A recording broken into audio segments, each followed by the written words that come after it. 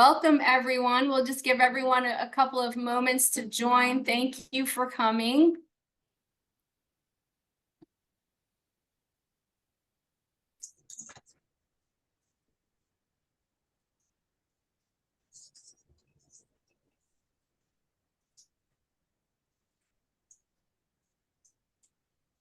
All right, I think that's everyone.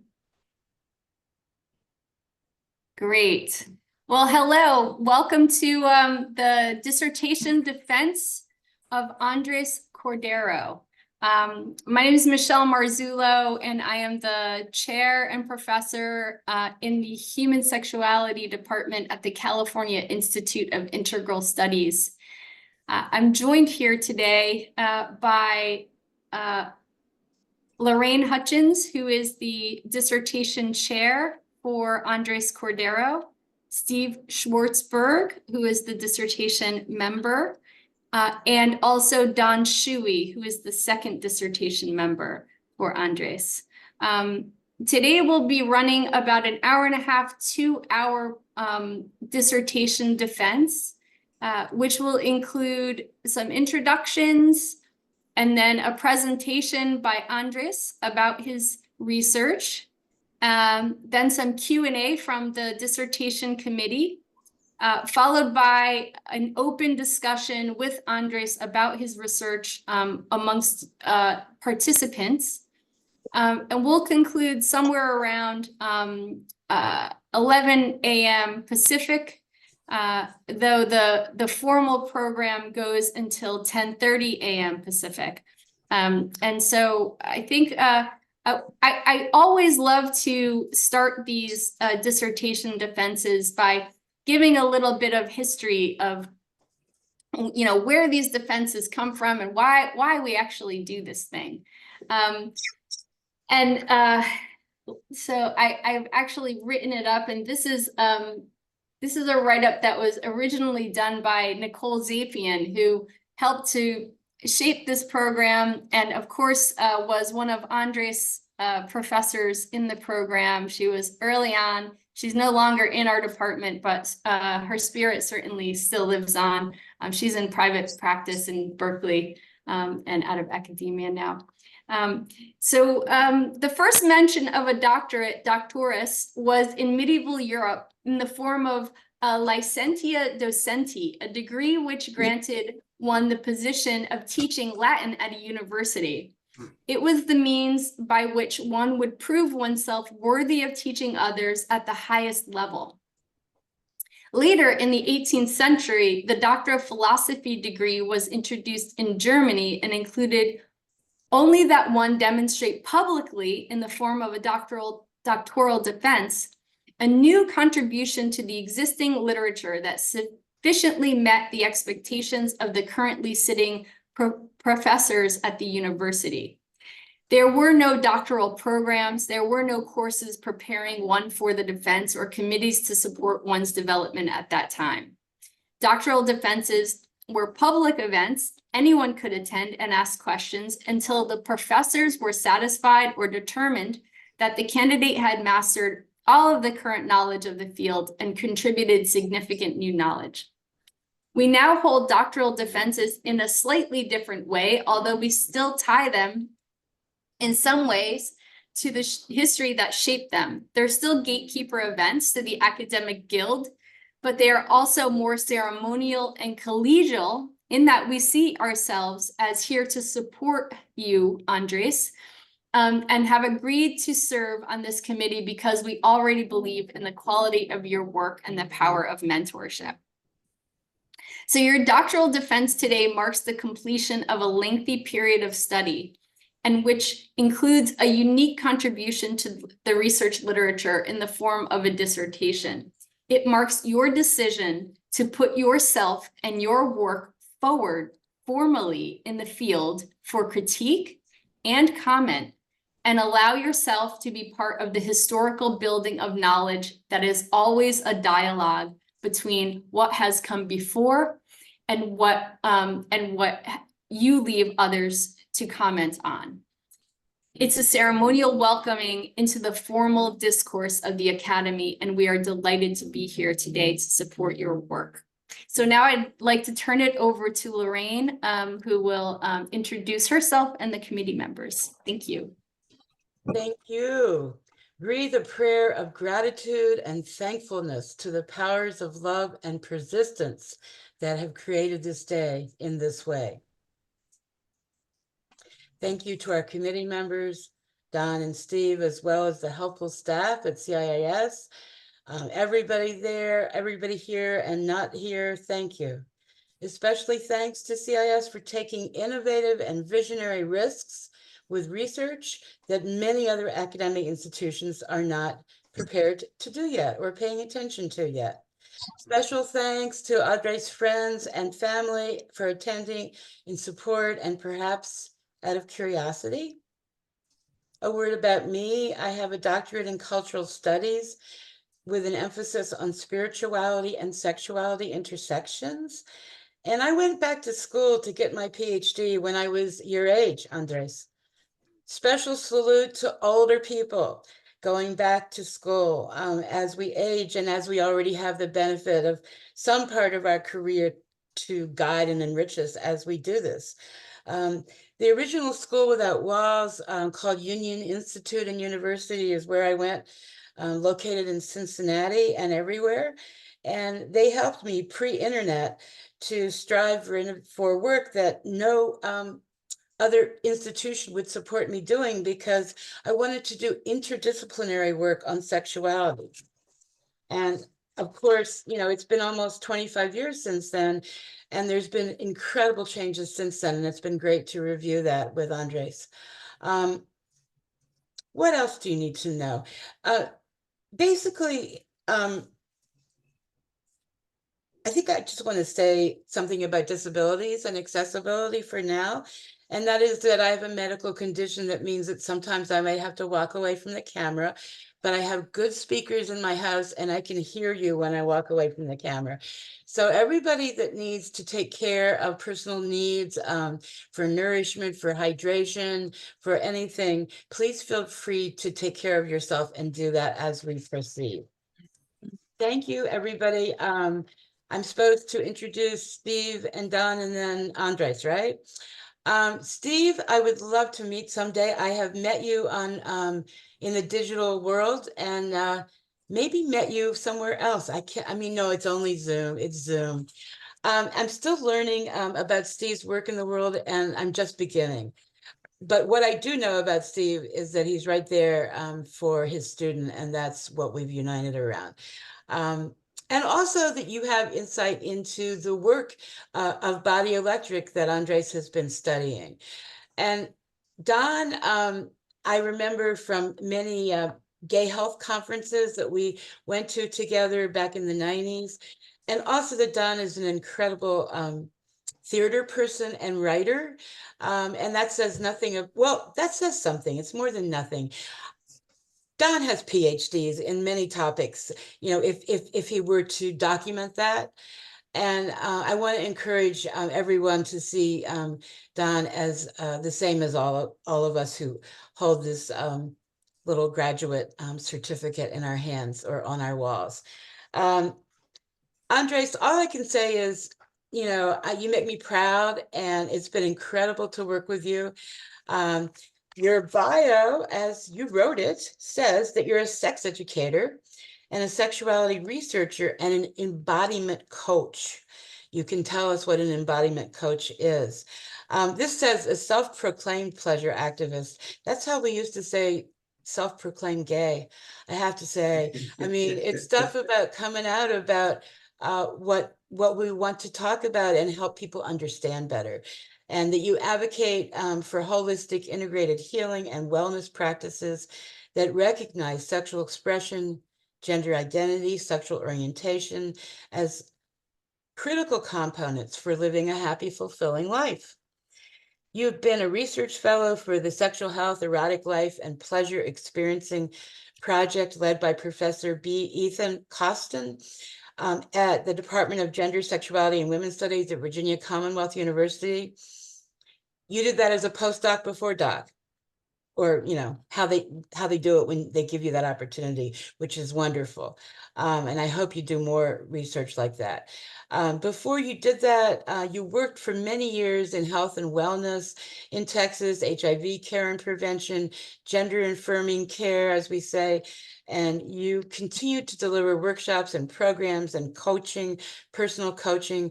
And you write about sacred sexuality, gay men and sexuality, and what we're teaching others to understand as somatic practices that support erotic and sexual healing.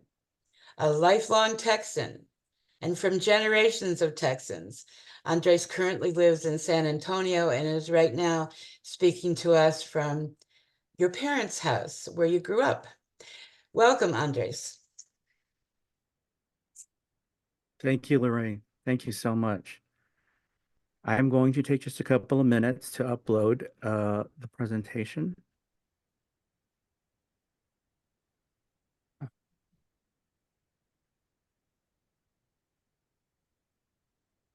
So I'm hoping that everyone can see that.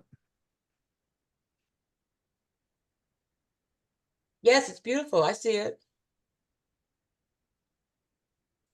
There it is. Cool. Perfect. So great. So before I begin, I do want to share with everyone sort of in the same vein as Dr. Hutchins shared about self-care.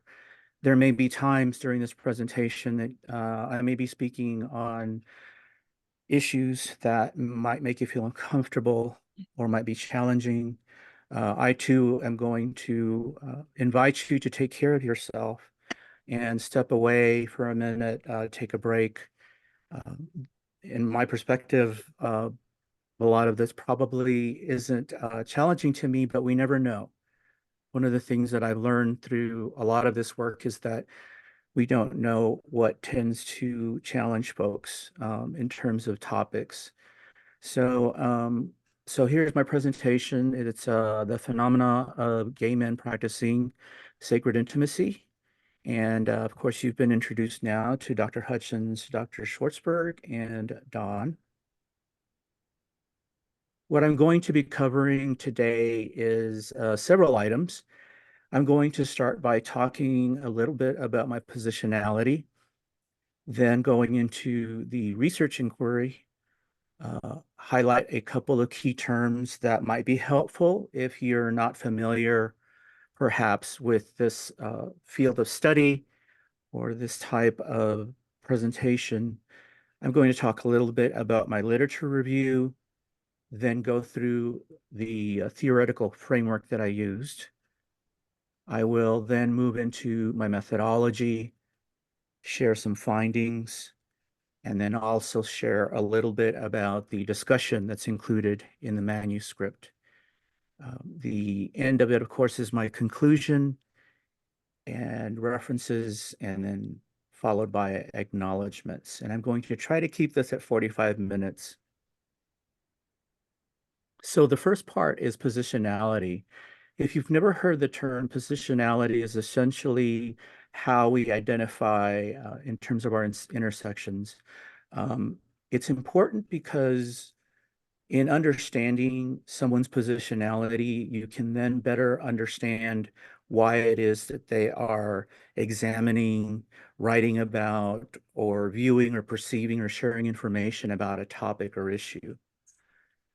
In my specific case, in terms of my personal positionality, I am a third generation Mexican American. I grew up along the U.S.-Mexico border in Texas. I am a lifelong Texan. I identify as sort of a combination of gay and pansexual. For those of you that are not familiar, gay men obviously are attracted to same gender folks. Pansexuality is more about being open to connecting with people regardless of their gender identity. I am a cisgendered male, and I come from a working class family, and I'm quite proud of it.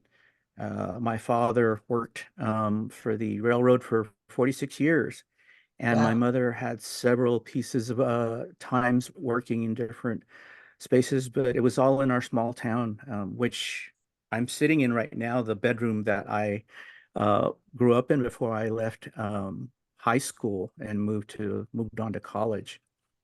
And I am a big fan of alternative healing practices. I also identify as a first generation college graduate. And what that basically means is that in my family, there are very few of us that pursue education, typically beyond high school. And I, am now kind of approaching this kind of final step for me. Um, yes, Mom, I am going to end after this. On the professional side, I identify as an expert in human sexuality. As was mentioned earlier, I have experience in sexual health and wellness, and specifically supporting the LGBTQIA plus community. I do identify as a sex educator and sexuality researcher. As was mentioned earlier, one of my last research projects was working with uh, the uh, the project that Dr. Ethan Costin directed, and they happen to be with us today. So, hello, Dr. Costin. I also identify as a sacred, intimate, and embodiment coach. And embodiment essentially, for me, means teaching people how to connect with the energy in their bodies in order to inform their practices, their activities, their decision making. I was trained as a surrogate partner by the Institute for Mind Body Therapy as well. And I consider myself and my work to be feminist in nature, intersectional, and queer-based. So I wanted to just begin by sharing a little bit about what I call the big why. One of the things that I'm asked often is, why are you researching this? What is the reason for this? And we all have our reasons for how we make decisions about what we're going to take a look at. In August of 2012, I had my first experiences with these folks called Sacred Intimates at a workshop with the Body Electric School called In the Garden of Life at a place called Easton Mountain in northern New York State. And during that time, I was dealing with a lot in my life. I was dealing with struggles related to my faith. I was dealing with internalized homophobia. I wasn't comfortable with my sexuality. I was struggling with alcoholism, depression, anxiety. I was dealing with issues related to workplace bullying. And I was also looking for my community. There are always places that we feel more comfortable, that we want to connect with folks, and I hadn't found that. And I have to tell you that that particular experience, that 7-day program changed my life completely. So much so that I changed careers, I changed interests, and I brought people into my life that understood this world. The picture that you see here was taken at Easton Mountain the day before I had what I consider to be my most transformative experience with a sacred intimate. And I look at that person, I don't recognize him anymore. So that's a little bit about the big why I'm pursuing this, why I did look at this research. So in terms of the research inquiry, what it is that you're looking at, and in phenomenology, it's experience as lived, no assumptions, no interpretations. The purpose of my study was to explore the essence of this thing called sacred intimacy, as it was experienced by, as it is experienced by gay men and practitioners that are trained specifically by the Body Electric School. Now, I want to let everyone know that sacred intimacy is not essentially only for gay men, and it is also taught to women, and basically anyone can learn the practice. And there are several organizations that offer the teachings on the practice. However, in order to be able to refine my topic, I wanted to focus specifically on the school that taught the folks that I worked most closely with. The inquiry or the question, what I was exploring with the participants of the study was, I wanted them to simply describe their experience in this phenomenon called sacred intimacy. In the case of my study, I basically recruited two types of folks. They were either clients, or which could be seen as like customers, essentially, or practitioners. These are people that had gone through training, had been mentored. And in many cases, especially in this community, there are folks that identify as both. Often people begin as clients of the practice, and they are so influenced by that experience that they choose to pursue learning more about the practice and eventually becoming a practitioner. A few key terms to cover in order to understand the presentation. As I mentioned earlier, a client essentially is a person who engages the services of a sacred intimate. You could see that as a customer.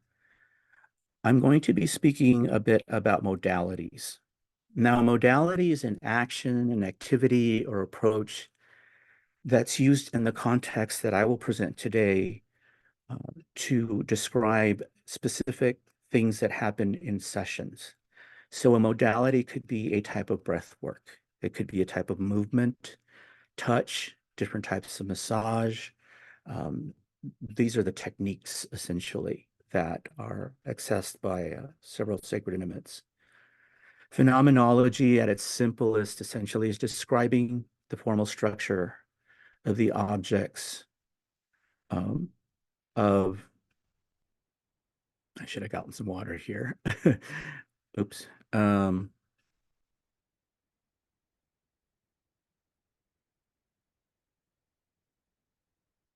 Okay. Well, I'm not sure if I can get back to the previous slide here.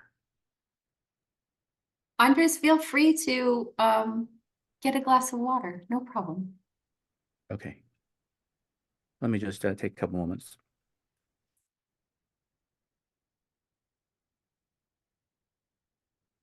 So I can't seem to find the back button. I'm just going to continue on with the literature review. So in a lot of research, one of the things that is done in every research study really is an examination of what's already been published, what is already out there, what knowledge exists. So it's an essential step in a research study.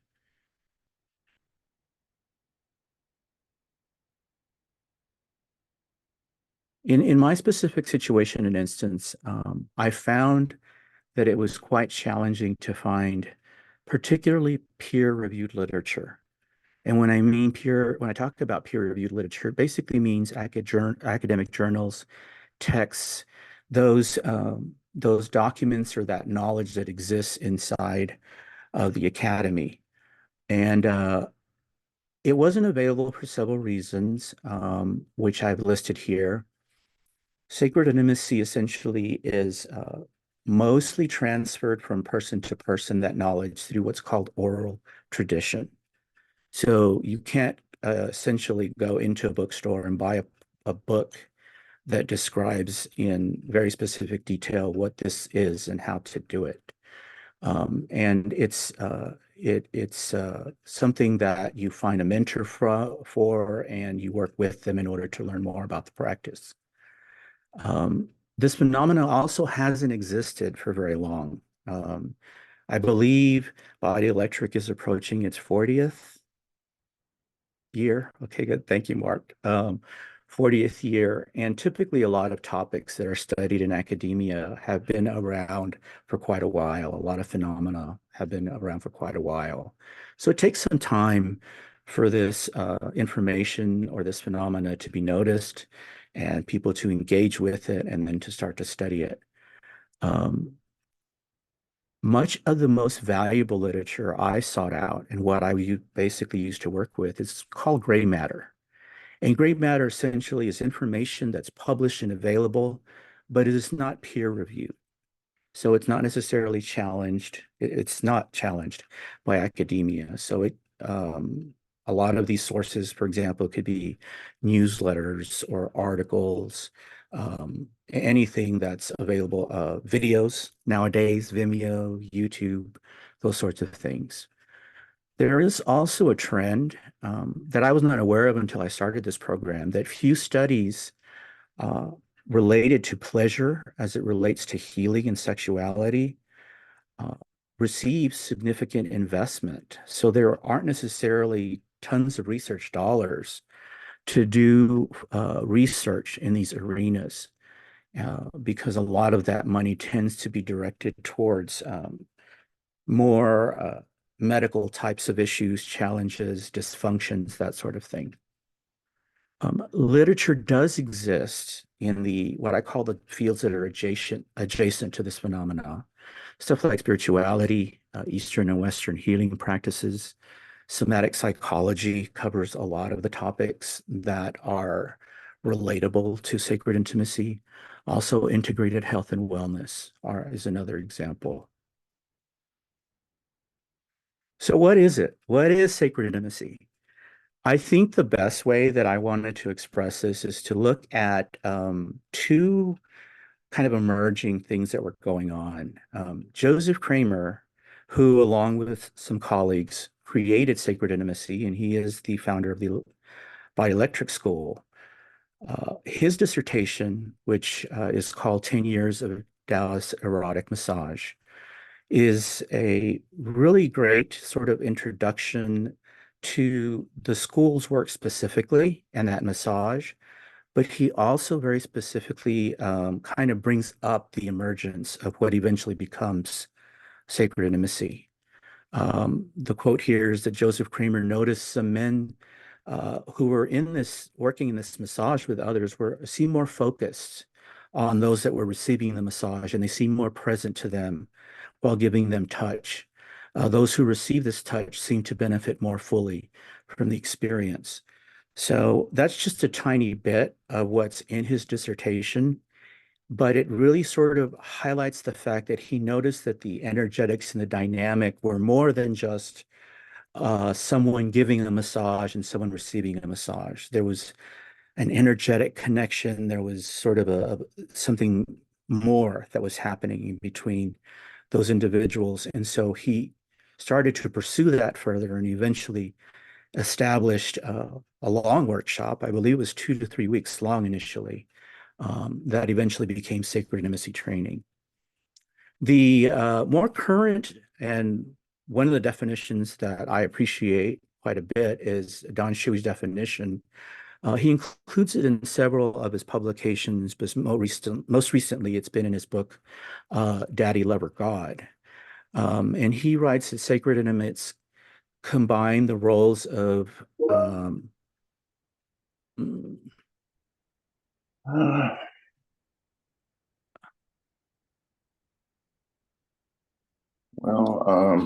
a little difficulty here. Lover, priest, and prostitute. I'm sorry, priest, prostitute, and psychotherapist. And they approach sexuality with the understanding that it's related to soul work and spirituality. He goes on to describe more about this. So if it's a book that's been fairly recently published.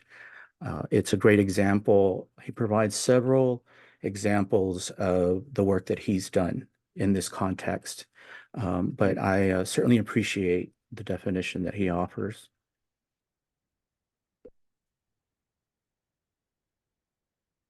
So when you look at the fundamentals of a session of sacred intimacy, sessions can operate or happen in different ways, but what I try to do here is explain the basic steps. The steps generally, as I learn them. Now, because it's an oral tradition, other folks may have other approaches that differ somewhat. But it starts with grounding, meaning you arrive as the client. You're encouraged to become embodied, meaning you connect more with your body and try to get maybe out of your mind a little more, and you establish presence with the other person. So essentially, it's about recognizing, creating the space between you and the person that you're working with. The second step is identifying the wounding. So that may include declaring, why is it that you're here if you're a client? Are you facing a challenge, an issue? Is it an opportunity that you want to explore more, or is there a problem there?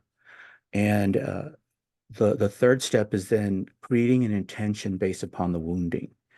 So that's where the sacred intimate may work with the client in order to define or determine something that can be done in that time period that they're working together in order to address what the wounding is. So I practice very actively as a sacred intimate for about 5 years. And often clients already came in with their intentions. They already knew what their wounding was. But sometimes folks don't come in with that, or they need some support around how to refine that. So then the next step is to determine the modality. So how are we going to work with this energetically, right? Are we going to do some touch work? Are we going to do some movement? Are we going to do some role play? And this is something that is really co-created between the client and the sacred intimate. The client in these sessions essentially drives the session. So nothing is forced upon the client. There's nothing that they must do. And the sacred intimate always asks for consent and agreement as to whether it's a specific approach or activity that the client wants to engage in. And then once that's completed, then the session ends and there's always aftercare. So you declare an ending, typically, sometimes in a very ritualistic way. You check in on the intention, right? So you go back to, okay, well, we were determining that our intention was A. How do you feel about that now? And the grounding essentially is to bring that person back into their body. If it is a particularly intense type of modality, they need more time. They need more time to kind of land, essentially, back to where they were so that they can conclude with the experience and be able to go back out into the world. So in 2014, when I started to look at offering sacred intimacy as a practice, one of the things that I did was I went out and looked at the websites of several gay male sacred intimates. I think there were 9 of them. And I was looking specifically for how they were articulating what they were offering as sacred intimates. So what you see in your screen are just a very few of the types of things that these folks were, these sacred intimates were basically communicating to the world that they could support others with. You have everything from negotiating erotic or sexual play to confronting sexual shame, to exploring, considering gender identity, or exploring fears of HIV, STIs, STDs. That was, as I recall, a very active time. One of the things that happened several years after that is what we call Sesta Fosta. These were 2 federal laws, essentially, that I'm not an attorney, so I want to make sure that I'm clear about that. But essentially, Sesta Fosta made it more difficult for people that did this kind of touch work or this kind of erotic work to basically promote themselves, advertise, or conduct business even over the internet. And so the Sesta Fosta effect essentially dampened one of the critical ways that sacred intimates were finding clients and clients were finding sacred intimates. So most, if not all of the websites that I gathered this information from no longer exist. And since then, there's been other legislation that essentially has made it more difficult for this kind of work to be essentially announced or promoted on the web. If you're familiar at all with what's called surrogate partner therapy, one of the things that I did in 2015 is that I was invited to speak at the Society for the Scientific Study of Sexuality, or Quad-S. And my presentation was a comparison of surrogate partner therapy to sacred intimacy. Surrogate partner therapy emerged from Masters and Johnson in the 1970s and even before, essentially. And it came out of a medical model. It came out of a diagnostic model. And so in the case of surrogate partner therapy, there was a supervisor over every interaction. So you had a surrogate working with a client, and then you typically had a physician or a mental health provider or someone else uh, supervising the activities that were taking on this kind of work. If you've never seen, I'm trying to remember the name of the movie. I'll remember later. Um, there is a movie out there that shows an example of this practice. As I mentioned, it was clinical and diagnostic. It was somatic, but it was also task focused. So, as I recall from the research that I read, primarily the clients of surrogacy were, by and large, heterosexual men. And typically the types of issues that were being addressed included, for example, erectile dysfunction. The intentions were mostly somatic specific. And as I mentioned, the clinician would supervise the interactions and the activities at a very close level. And some of the practices that came out of surrogate partner therapy include sensate focus. They, of course, taught breath work, intentional touch exercises, sexual interaction. But again, it was coming from more of a medical space. Sacred intimacy, as created by Joseph Kramer and the Body Electric School, um, involves a client and a sacred intimate. There is no third party, no supervisor involved. So all of the interactions that occur are made with full consent and negotiation between a client and their sacred intimate. Sacred intimacy is largely embracing of energetic work. It's very spiritual at times, very shamanic in nature, as opposed to diagnostic. There is an energetic focus, and spirituality can play a large play in this. In terms of intention, sacred intimacy involves embodiment, the spiritual, the metaphysical, and all of those interactions are negotiated. And the practices are somewhat similar: meditation, breathwork, touch, movement, erotic, and social interaction. On a personal note, one of the interesting things was after I completed training in SPT or surrogate partner therapy, which was very helpful, one of the pieces of feedback I got by my facilitators, my teachers, was that I was using language that could potentially be triggering, like energetic, like container. So the surrogate partner therapy model really tries to kind of stay grounded in a medicalized context. So the theoretical framework that I used for my study is called interpretive phenomenology. It's based on the work of Martin Heidegger, and it was refined by the work of Hans-Georg Gadamer. When I first started researching this, I started with what is called descriptive phenomenology by Edmund Husserl. But I was really facing a lot of challenges, and one of the greatest challenges with that approach is that the way I would describe it is that my voice is not included in the research. So the descriptive phenomenology approach essentially requires the researcher to start at base zero, like you know nothing. And being someone who had been around sacred intimacy for 15 years or so, it didn't fit. So I ended up finding out and researching and determining that interpretive phenomenology actually uses the knowledge of the researcher as a foundation for the beginning of the research. So that definitely allowed me to bring myself into the research practice, into the research, the study itself. Moving on to methodology, I use a Gadamerian-based hermeneutic phenomenology, and I'm about to explain that. So it is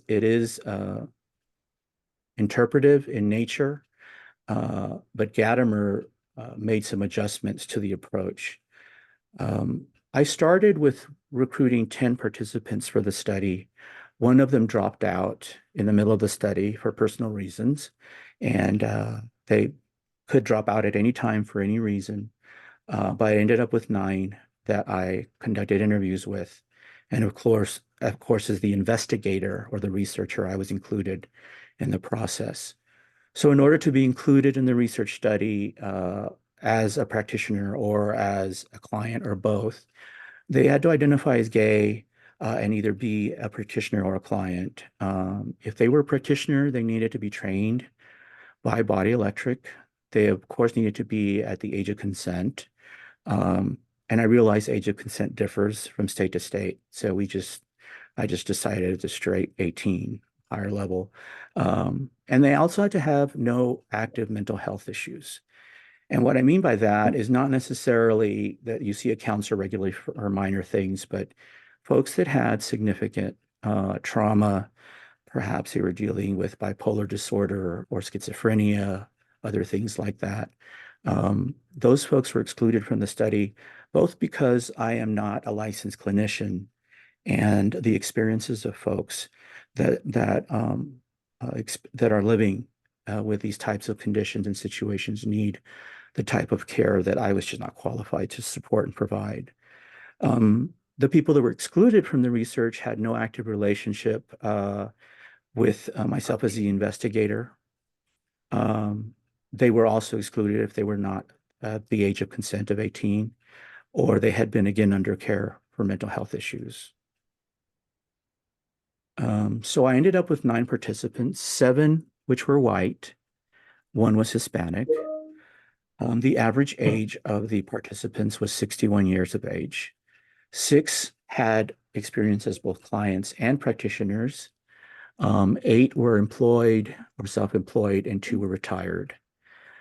4 of the practitioners were either married, 4 were married, 2 were in partnerships, and 3 of them were single.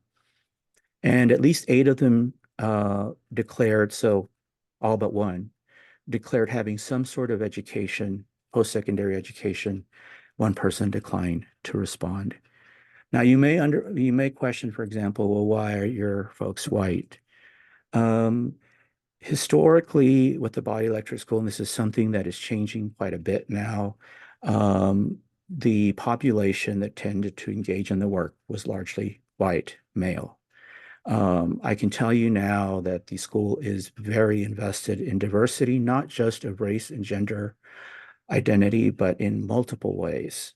But I was talking to folks that were already had been through the pipeline.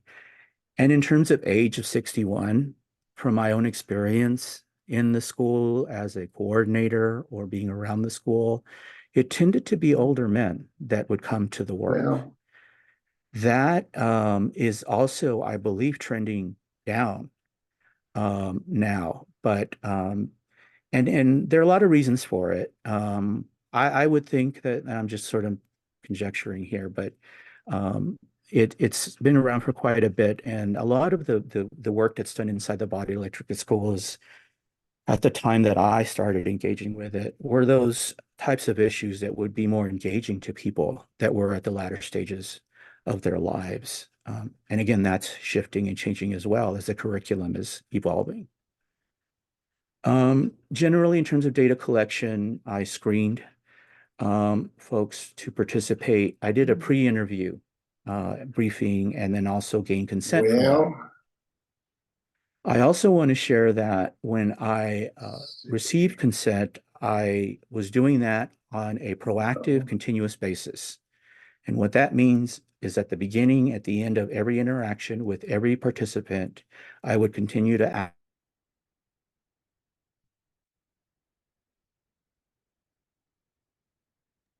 Yeah, I just got a note that I was muted for some reason. I was constantly reminding that person that they had an opportunity to stop if they wanted. I also then did the foundational interview where I captured the information. And then there was an option to do a secondary interview if that person wanted to come back and clarify things, or they felt comfortable about certain things they wanted excluded, or if they wanted out. Specifically to my activity in the process, I mentioned already I was getting active and continuous consent. All of my data was collected as audio using Zoom. There was no video recording of anyone. Of course, everything was confidential and coded, so there was no way to identify, the identity of these folks. I did a combination of auto transcription and manual transcription. I was hesitant to do the auto transcription because 10 years ago I was using Dragon something, I can't remember it, and it was really bad at transcribing any audio. But the technology has evolved quite a bit. So I use a combination of both. And then, of course, the last part is the qualitative analysis. So here's where it's going to get a little bit challenging for me to explain. So the hermeneutic circle essentially is an approach to teach, but it's also philosophy how people learn. And so this is going to go through a couple of slides, and I'm going to try to explain it as best as I can. The first thing that you do is in the center, essentially, is you decide on what your research question is, right? And then the second part, which is on the left top, is that you identify your pre-understandings. So as a researcher, I had to sit down and say, okay, so what does this phenomena mean to me right now? I haven't done any research yet. I haven't collected any data. I haven't read any literature. What does this mean to me in this moment? And then, of course, it moves over to gaining an understanding through dialogue with participants, right? So that's when I was collecting the data and I was making notes after I collected the data about other things that I was noticing. And so you gain further understanding through that dialogue, right? You get more information. I was getting more information than what I had when I started, right? So that was how I was collecting that. And then you go through that step of establishing trustworthiness. So that's where you look at it and go, now, is this realistic? Is what they shared with me, does it jive, right, with what probably can happen? Because you need to challenge, right, information that's being offered to see whether it's coming from a place of truth. And then, of course, I had the opportunity to revise the understanding, right?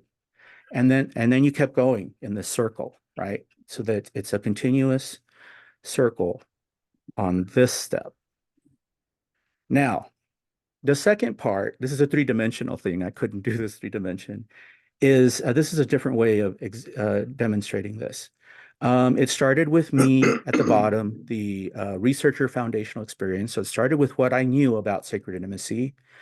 And then I did it, I would start and document that. And then I did the interview with participant one, right? So that goes on top. It's like a pancake stack. Maybe I should have had pancakes for breakfast. Anyway, participant one. So I gathered the data and then followed what you saw on the other slide and determined how I would evolve or change the definition or the understanding of the phenomena at that point. And then I would go to the second participant and do the same thing over again. And then the third participant, and so on and so forth. And not only, so as you progress up in terms of the interpretation or the reevaluation, when I was at participant two, for example, not only was I considering what I was gathering and with participant two in relation to the phenomena, but I also had to go back to participant one again, because there might be pieces of information that might have been conflicting or challenging. And so you have to take all of that into context. The way I did it was primarily through video journaling. So I would look at the data and then essentially pull up Zoom and record myself and just talk through what I was seeing. What am I looking at? How is what I learned from the last participant different from the next one, and so on and so forth. So that's essentially the process. The data coding and analysis portion essentially is, and I mentioned this earlier, some of this is a bit repetitive. I would capture the interview through Zoom, transcribe the files, review those transcripts for in consideration of everything. And then I would code them. So I use qualitative data analysis software essentially to see what words were being used frequently or what phrases were being used frequently. And that helped me to understand better what the language of the phenomena was, what was emerging, and then observe and consider all the data captured to date, and and then create a journal of the entries to synthesize this information. And again, this is iterative. You go over and over. The eyes across the top are meant to basically say that my mind could not shut down through any of these steps. So whether I was writing and journaling and thinking or gathering information or looking at the literature or re-looking at the literature, it all had to be constantly being processed, which I found interesting at first and then challenging and then a little bit annoying, I'll be honest. I understood what I was doing, but it was still, it's a lot. It's a lot to kind of keep your head around. So what were the findings? So I notice I've got about 6 minutes left here. There were 7 major findings that I'm going to very quickly go through here, and then I'm going to describe at least one example. One is insight into what practices were being used in sessions. How did clients find their practitioners? This says use of terms healing and transformative, but I really mean here is what was the language that was being used. Factors that clients used to select who they were going to work with, their practitioners. How participants learn more about the phenomena. How did they learn about sacred intimacy, right? What are the reasons that clients seek practitioners? And the associations of pleasure to healing. It's one of my favorites there. So in terms of diverse modalities, some of these are excerpts from the transcripts. So one participant mentioned that they kept a journal or a record of every session they had, what they did and how they did it and how it changed for them, because they wanted to keep that in mind, so that if they needed to address something, that they knew what their options were, they knew what possibilities were. And that actually supports the work in the sense that a more knowledgeable client leads to more efficiency for a sacred intimate to provide what they provide. In locating practitioners, there were several methods used. One person was talking about they were at a conference that was really related more, I believe, to faith. And they were talking about intimacy, sex, and the guy sitting next to him said, "Hey, well, I'm a sacred intimate." And of course, then he was like, "Well, what is that?" They started a dialogue, and he eventually engaged in that practice. Moving on to others, the language of healing. So one of the participants talked about the fact that they were a social worker. They also do massage therapy, and they also are their, I believe, only caregiver to their elderly mother who is dealing with dementia. And he mentioned very specifically that sacred intimacy as a practice is what allowed him to feel taken care of as well. We're all familiar that, or a lot of us are familiar with the fact that when we spend our lives taking care of others, we often neglect taking care of ourselves. So in engaging in a practice that allows us to take care of ourselves, it helps us then to rebuild, continuing to support others. And then in terms of selecting practitioners, everything from how much experience do they have, modalities that are used by them, or a lot of folks also said that they would observe or hear. So they knew this person in the community and they were around them and they would listen to stuff about, the work that they did in order to kind of build trust before they decided to attempt to work with that practitioner. Learning from sacred intimacy, several of them talked about that they essentially started to learn different modalities. Folks learn how to flog sometimes. They may learn how to spank. They may learn how to offer stationary touch. They may learn how to role play. And so these are things that a lot of these folks were talking about that they took on themselves, right? And they moved on in life because they found it beneficial at times. Protocols used by their practitioners, like consent, negotiation. Those were some of the things that they mentioned. Reasons that clients pursued services were everything from confronting issues related to their sexual history, wounding.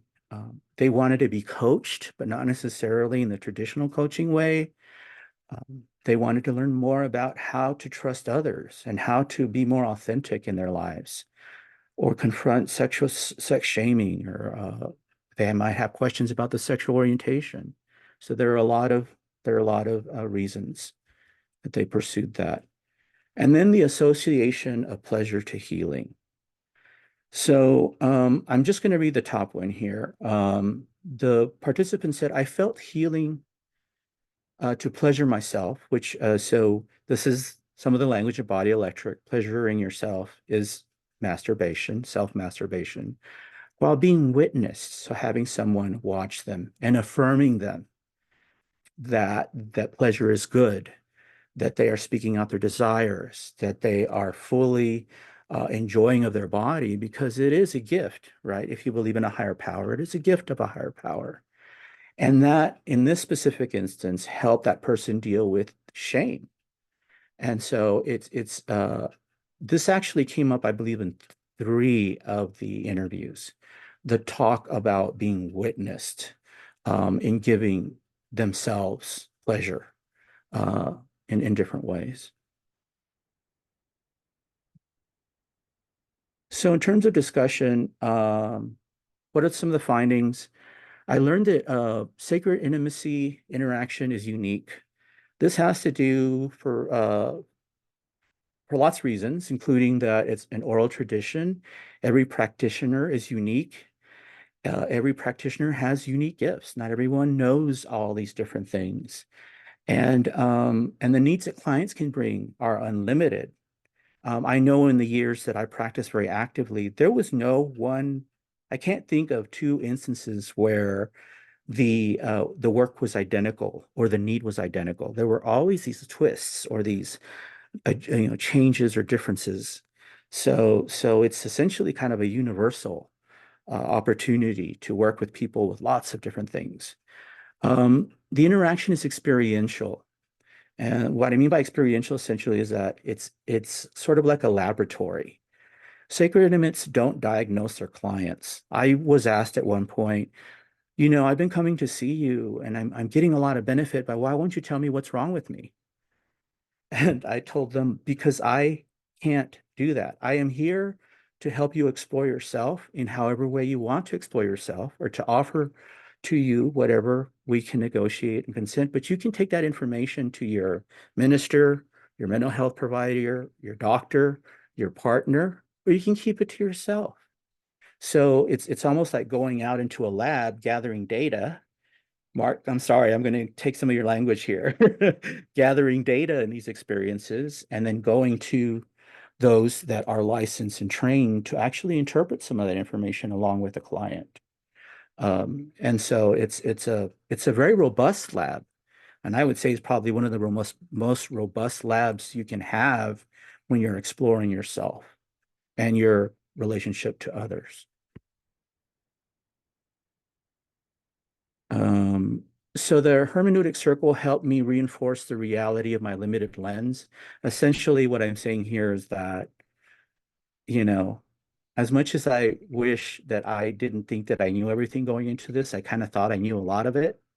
And after hearing the different narratives and looking at the data, I realized that there was still a lot to learn. And my understanding of the potential of the practice expanded. I came in thinking this was all about sexuality, right? Sexual orientation, gender identity, sexual expression of different kinds. Sacred intimacy actually expands to every aspect of your living lived experience. Reinforcement of my beliefs before the study were a mixed bag. So some of the stuff that I thought I would see, I saw. Other stuff I didn't. And then other stuff that I saw contradicted what I thought at that point. So, which shouldn't be a big surprise. Suggestions for further research, further qualitative studies, continuing to explore this phenomena, studies examining the phenomena with other populations. I obviously defined this study with gay men. but every population receives sacred intimacy. Some folks do in every population. So it would be valuable, I think, to explore some of that. Studies exploring other teachings of the practice and other providers. Body Electric, as I mentioned earlier, is not the only one who teaches this practice. There are, I don't know, I would say probably at least more than 5, 6, 7, 8, 9, 10 agencies that offer this, organizations. Quantitative studies focusing on the practitioner and client demographics, typical age, psychographics, what are their issues that are coming in, those sorts of things. Implications of this study. The first is just destigmatizing intentional full body touch and welcoming pleasure for healing purposes into the interaction. So those of you that go to a licensed massage therapist probably can understand this best. Licensed massage therapists, because of their ethics and the laws, are not allowed to touch you in specific parts of your body. And there are reasons for that. However, because of stigma, because of fear of liability, for a variety of reasons, I can't believe I'm about to say this, but it's a no-no across the board. Otherwise you are potentially violating laws. However, in the same context, when it's done with intention and the purpose of healing, I truly believe that it can be very powerful as a modality, and it shouldn't be illegal if you are doing it for a specific intention and there's full consent. Continuing the dialogue among and between body workers and clinicians and other institutionally sanctioned providers in human sexuality, and also increasing and expanding advocacy for accurate, positive, and destigmatizing sexuality education. I don't know how many Texans are on right now, but through SECUS, I learned that the laws in Texas created by the Texas legislature actually allow, or force, I should say, secondary schools to teach medically inaccurate information related to sexuality in the schools. It's insane. So anyway, I'm gonna let go of that now. So conclusion, I spent almost 25 years formally and informally expanding my understanding of this intersectionality among sexuality, pleasure, and healing. People are finding their way to these practitioners that honors this premise.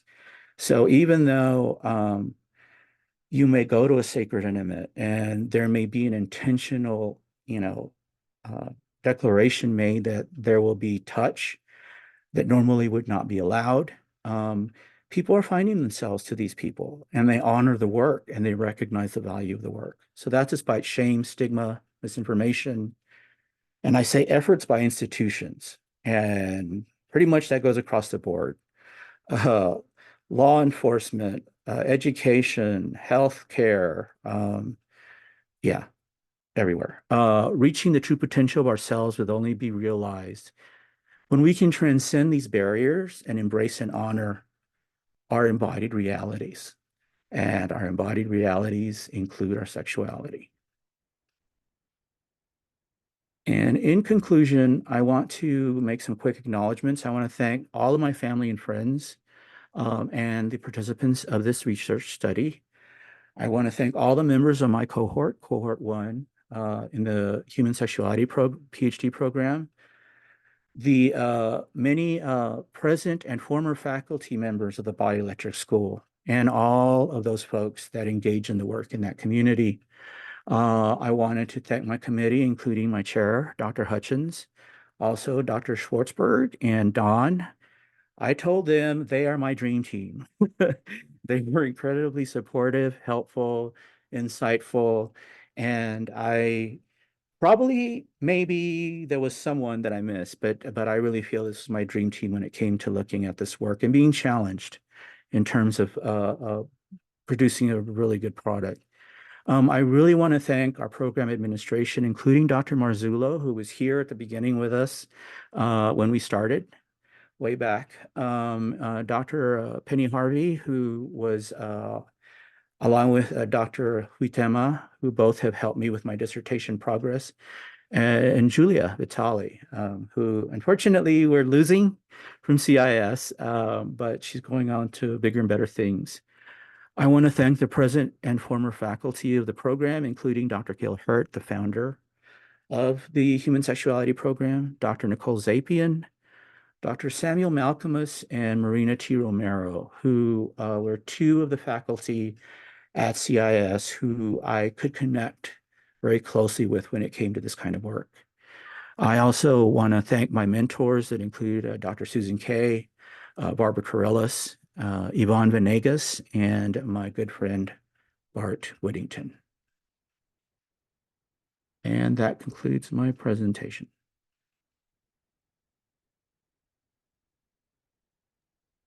Okay, this is one member of your dream team chiming in and saying, wow, just wow, just wow. Stephen or Don, would you like to respond? Other than, I mean, you can say wow too, or not. Oh no. Yes, I'm having Zoom complications just in terms of my screen. So I just want to see if I'm not sure if I can get to back to. Well, we can see you. We can see you. So, yeah. So I will just say wow in other words, also like bravo and well done. And this was a really great synopsis. There, I'm gonna hold on a second. They're doing yard work right outside where I am. So Don, I don't know if you have anything to say. I'm gonna come back in a moment. Okay, sure. I'll leap in. Uh, Andres, you have put a huge amount of work into this PhD, and this is a beautiful summary. This presentation you just made is really clear, thorough, beautifully designed. I will say it looks so gorgeous. I wanted to eat it. Uh, that I really appreciate the clarity that you know, it's a lot of material to um, summarize, and you know, appreciate your uh, uh, extremely adept way of distilling what you studied and what the findings were. Thank you. Thank you.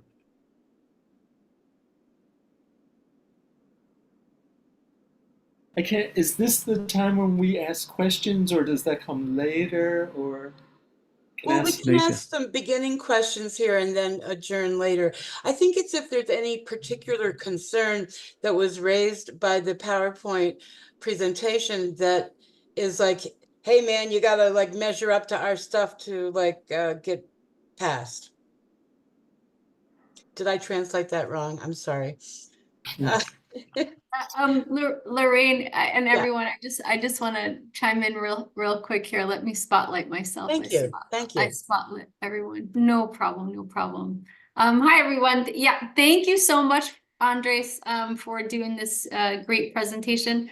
Yeah, at this time, essentially the committee, you can ask anything you'd like about the study. You can ask about things that you found to be curious, but you can also ask questions that the audience may not have considered to allow Andres to expand on anything that you see as interesting or anything else that you'd like to ask him. There are 30 minutes now to allow the committee to ask questions. Okay, I will restrain my praise and you know, everybody's saying, you know, we're loving seeing you blossom in your work, Andres. And I want to say instead, you know, there's always these discussions about qualitative versus quantitative research, and why is studying 9 little people in a little tiny study, why does that matter? You did answer that, but that's what you're going to encounter, I would say, in academia. One of the things. One of the things that I learned through this program specifically, and it was mentioned by several faculty, is Before, so just to clarify here, if we're looking at qualitative versus qualitative work means you have very few people that you're studying, but you're studying them in depth. Quantitative work means that you're essentially counting, right? Surveys are a real good example of quantitative studies. And one of the things that I was taught through the program is that before you start counting things, you have to know what you're counting. Ah, And so it's important to be able to sort of put your hands around this phenomena or whatever it is that you're looking at. Otherwise, if you're there and you're just wanting to count things, people may have different understandings, definitions, that sort of thing. So the foundational, essential beginning for anything new or different is the qualitative study before you move on to quantitative. And those are simplistic definitions or explanations, but mhm. that's the way it helped me to understand. That's a great answer because I mean it does relate to the building blocks of expanding more and more research.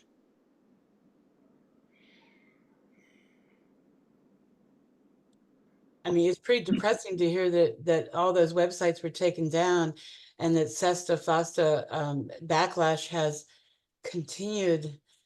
And I see the back forth going on in our culture about access to information and practices that, as you say about Texas, the schools are teaching stuff that uh, can be detrimental and harmful.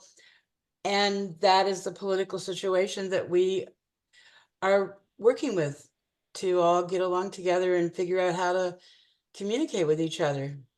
I know that, when I was doing my work 25 years ago and now still we get attacked in professional meetings as well as in public and private for daring to do this kind of research at all. And rather than praise you, I just want to caution you and say, uh, prepare, watch out. How are you preparing? How are you watching out for pursuing this kind of work in this world right now? It is, I think in a lot of ways, I don't know if it's because my awareness has expanded or it's always been like this, but I feel that right now sexuality is a very precarious, in a very precarious space right now. And I'm not talking specifically about gender identity. I mean, we're looking at reproductive rights. And really, when you step back, it's really more about women's health or anything else, as another example, right? Mhm. And so it's sort of I think that for me, I really feel that it's important, for lack of a better word, to raise a stink. It's the people that are out there that are challenging ideas and thoughts and, being confronted and so on and so forth that actually are heard, for better and for worse. And so, because if I'm just going to sit and align with whatever the dominant dialogue is that exists, that is PC or acceptable or keeps me out of trouble, then I don't really feel I'm doing the work. Mhm. And so I realize as I've grown in this space that I become very, I'm a lot more comfortable talking about sexuality than a lot of other folks, which is a really interesting thing because people will either stare and run because they're scared of the topic or they're pull their chair right close to you because they want to hear everything you have to say. So Mhm. I am very aware of that, and you are not the first, and you won't be the last one to tell me about, just be present and aware of that. Um, I, you know, I guess ultimately, who are those that make a difference? The people that make the difference that initially are those that are the radicals, the activists. And at the core, even though, I've done a lot of this in terms of my education, I consider myself at the core to be an activist. I want I want to create change. And, this is obviously a big way to do it. So I don't know. I'm just ready to push forward. It's the best thing I can say. I'd like to expand some on the qualitative and quantitative, or just use that as a departure point for some related topics. So yes, with sacred intimacy right now, clearly qualitative studies such as this, exploratory studies, are what is needed, at least in the context of the academy, at least in the context of, Mm, of more regular academic work, because that's how you introduce a topic. It would be foolish to be doing quantitative numerical studies on Mm, something that has been so excluded from the academy, that there is so little in the literature. So every contribution makes a difference, and and there are wonderful criteria for how to do qualitative research, as you said. Um, and so everything makes a difference, even in the small steps of legitimizing what sacred intimacy is. And many of us are on this call are in the unusual situation of, we deeply believe in this. We have, through personal experience, in whatever capacity, or just being in this realm, we know the value of it. We know that when sacred intimacy is done with certain criteria, and the the approach of it is held with certain criteria and ethics, that it is an extremely potent healing, a relationship with the potent possibility of healing, change, personal transformation that transcends really psychological, spiritual, emotional, physical boundaries. And it also raises the challenge, because it is outside the mainstream, that it has no guild. mm, mm, mm, GUILD. It has no licensure. It has no accreditation. It has no accrediting board that can certify, well, yes, you're in, no, you're not in. Um, and so I think informally, those of us who are in the world intuitively know who to refer to, or who we choose to refer to, and not. There are people who have mm, been through body electric sacred intimate trainings who I would personally not say, I would like to send you clients. And so that I would just like to highlight as one of the areas of future research, that as mm, you had listed in like more learning more about the phenomenon, like like what is it that makes a good sacred intimate? mm, And mm, that's the question that I wanted to pose to you right now, is without research, but just in your own gut and in your intuition, what is it, or who is it that makes a that can do this work well? Because it really is kind of cowboy work. It's not being regulated, and in some ways it's being offensively and very draconianly um, trying to be erased from the public um, marketplace and the public perception, and yet it's so valuable. So, just offer, curious about your thoughts about what makes a good sacred. yeah. Well, I want to start by just giving you a sort of a several years ago, after I got trained as a surrogate, there were talks that were being had in Central Texas mm, between a group of clinicians, primarily mental health providers. And on the other side were several folks that were doing what we were calling body work in the sexuality realm. So these were energy workers, these were sacred intimates, some of them were escorts, and so on and so forth. And it was such a fascinating dialogue because, um, I mean, I obviously went in on the non-licensed, bodywork and sexuality space. The value systems, at least in that conversation with the people that were there, were so different. For example, on the question of having clients, the those that were in the license realm were like, oh no, I don't want my clients going anywhere else because I don't know who they're going to and how they're going to be trained, and in a way, they're my bread and butter kind of thing. Whereas the folks on the other side of the table were like, no, we work with them with what we know we can do, and then we send them off to somebody that we know that can offer that kind of that next step. So we don't hold on to clients. The whole question of ethics came up at some point, and it was funny because before the formal conversation happened, one of the folks that was a clinician there, they said they were having a drink, and they were basically saying, "It's interesting we're talking about ethics today because I can name off the top of my head 5 or 6 clinicians who sleep with their clients," and it was like,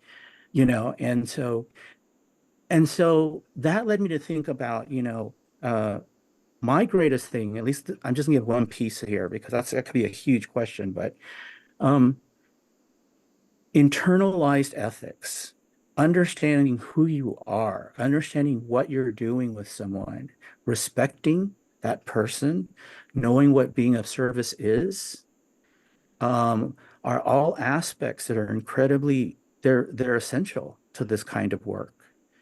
And so, one of the things that I appreciated in my sacred intimacy training, or at least a part of it, one of the faculty, Colin Brown, actually shared with us that in a session, we should continuously be paying attention about what we're doing and who it's for, second to second to second. Because at any point, if I'm giving touch to a client, and we have agreed to give touch for a specific intention, and all of a sudden I start doing it for myself, right? And this gets into Betty Martin's Wheel of Consent work. I'm taking from that client. It's not for them. All of a sudden it becomes about me. And so one thing that I would say essentially is having a very firm ground on internalized ethics. One of the things that I know too is that I have actually, when I was doing the work, would turn down some clients because after visiting with them about what they wanted to do, I realized I didn't want to challenge myself. I felt like if I really tried, I could control myself with them, but they could get support, much greater support by someone else who wasn't dealing with that kind of energy because we're human beings. We have attractions and so on and so forth. And so there were times that I just said, I really appreciate you coming to me, but um, I'm not available. And but yeah, that you can sign a piece of paper every year and pay the state $200 and then break every law and nobody reports you. Or you can have it ingrained within yourself that in crossing those boundaries, I have violated that person. That can exist inside of ourselves, in our souls, in our minds, in our bodies. And so, yes, not everybody can be a sacred intimate, in any of these spaces, really. Um, it's something that you have to hold dearly and within yourself and be conscious and aware of all the time. It's work. It's work. Mm. People think, oh, well, no, you're not really doing anything, you're just, you're playing around with people or whatever. And it's like, no, I'm not. It's a very different thing. Mm. So I would answer that would be one example or one piece of it. Yeah, it's a big piece of it. Yeah. Thank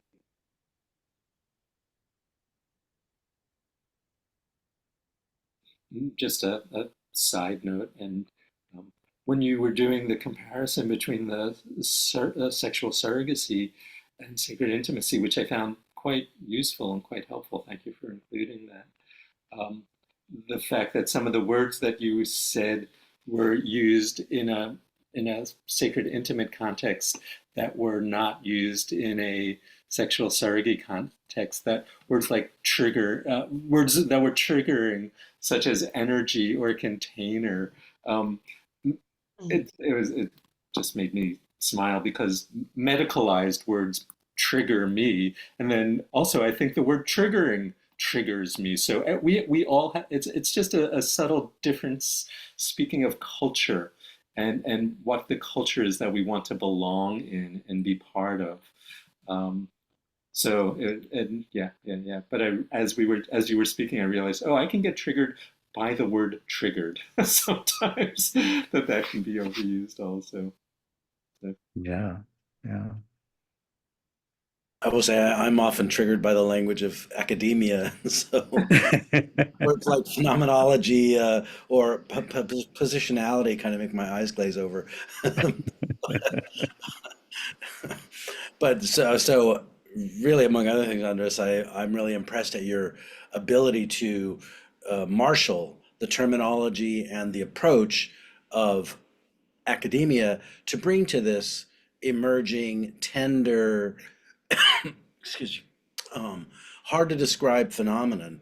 And you know, just to echo what I think both Steve and Lorraine have mentioned, to begin just to create understanding, you know, without asking for permission, you know, there's a way to look at this field and be very like focused on, well, it is my experience that most of the ways that um, sexual healing work is talked about in our culture is all about danger and abuse and harassment and you know Mhm. all these negatives and all this fear, and you know some of it is based on you know legitimate concern for people who have been hurt and abused and so on and so on, but there's not a lot of attention to healing through pleasure, and there's not a lot of attention to the wisdom of the body that um, leads to expanded consciousness, just the same way that you know some religious practices or spiritual practices or you know experience of psychedelics lead to expanded consciousness. And you know I love you know a term that Joseph Kramer shared with me was is the notion of consciousness scouts, that sacred intimates are in a way consciousness scouts, people working at the edge of the culture to expand Mhm. our understanding of life, who we are, bodies, relationships, interactions. So anything, you know, so this work that you're doing is giving language to something that, you know, there's not a lot of language out there. Um, I have kind of a, like, if I have a question to ask, it's a curiosity. You know, I love in your the way you describe your approach, your system was starting with analyzing for yourself. I kind of love the challenge of sitting down and saying, okay, what do I think about sacred intimacy? What do I know about sacred intimacy? What are my associations with sacred intimacy as a place to start before you did your interviews and collected the data? And you mentioned something about, you know, a lot of some of your original thoughts were confirmed, but then there were some that were challenged or expanded or disproven. And I'm curious if you could say a little bit about what new understandings of sacred intimate practice you got in the course of your research that differed from where you originally started out? Well, you know, I did mention that my lens was fairly limited because of the nature where I learned everything had some sort of touch component to it, or massage or things like that. And so, and we were working with erotic energy, right? And so my initial lens was that, oh, well, this is kind of a vital ingredient. It's a vital component. And really, I started to kind of notice that before I did the research, but I was still pretty much grounded in the prior. Started having thoughts about the fact that being with someone or supporting someone in transformative moments um, that don't involve necessarily erotic. Well, actually, anything could be interpreted as erotic. The death of someone, the birth of a new child, a conversation that a father has with their son that fundamentally changes who they are as people, that will, you know, help to form them as they move forward. Um, Caregiving, um, all of these things ultimately, I think you and I had that dialogue about my family situation, you know, and the fact that that was a sacred intimacy practice of being there for someone who needed someone to be supported in their situation, without judgment, accepting them fully for who they are, um, maintaining whatever energies I had in that place, and and helping them to explore, you know, who they are. And so that's like a component of that. Um, Even as far as in the garden, though, there were several sessions. So those of you that have not gone to that workshop, essentially you spend 6 or 7 days and you have sessions basically almost every day. Um, I explored a lot of things that had to do with other aspects of myself that were not necessarily grounded in sexuality or sexual topics, basically. Um, that's kind of the largest one. The if there's a frustration I have, and I'm sure this is not gonna be a surprise to anyone, is that I made a decision to do one interview versus doing a series of interviews. Mhm. Because when I made that decision, I thought I want whatever's coming out of their mind and out of their mind, out of their mouth, because that's sort of the guttural, embodied sort of information. I don't want them to play with it in their heads. I don't want them to rescript. I don't want them to present this as they think I want to hear it, but rather as it is. But in making that decision, I think what I wish I had done is not to, because there wasn't as much depth as I would have liked. Um, and the specific approach I found challenging, the interview process. Several of the participants in their checkups with me were like, how do I prepare for this? What are you going to ask me? And I'm like, I'm literally going to ask you the same question over and over and over, and you can tell me the same thing over and over and over. I may ask you to clarify, something you said, or go a little bit more deeper into what you're saying. But people expect to be guided in Mhm. interviews. They expect you to come back and say, this is the next piece of information I need from you. This is the next piece of information I need from you. And in the methodology that I chose, I found that I practiced with a couple of people, with Susan Kay, and I can't remember the other person, to see what it was like to do it. But so I almost feel like I would have touched upon more of those things, or at least had more clarity of those things if I had gathered more data. But that would have required me to, there's only so much patience people have. And I think the longest interview I had was about 45 minutes. The shortest one was like 20 minutes. And it's like, this is all I have to tell you. Are you sure there's nothing else? Nope, this is it. And so I had to go with it because I couldn't